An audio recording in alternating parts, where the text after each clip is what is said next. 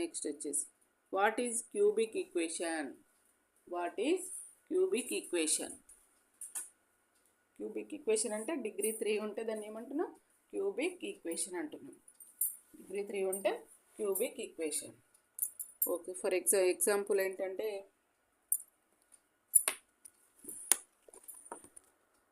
General form of cubic equation ax cube plus bx square plus cx plus d.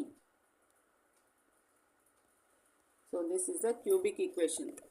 ఓకేనా, ఇక్కడ degree 3 ఉండాలి నాన్న. Degree 3 ఉంటే దాన్ని క్యూబిక్ ఈక్వేషన్ అంటున్నాం.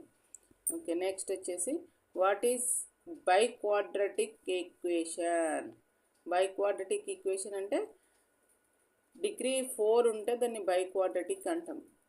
ఫర్ డిగ్రీ ఈక్వేషన్ ఈజ్ 4 ఉండాలి, ఇక్కడ 4 ఉండాలి.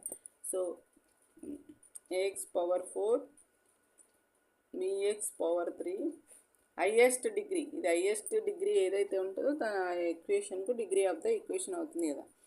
సో ఇవి ఎక్స్పోనెంట్స్ ఉంటాయి, cx square plus dx plus e.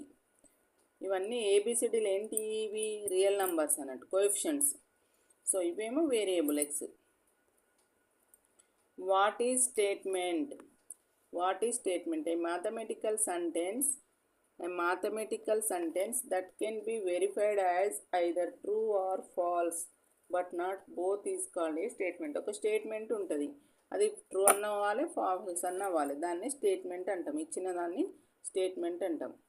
ఓకేనా, అది ట్రూ అన్న ఫాల్స్ అన్న కావాలి, బోత్ అయితే కాదు, ట్రూ అవుతుంది ఫాల్స్ అవుతుంది అని చెప్పలేము దాన్ని.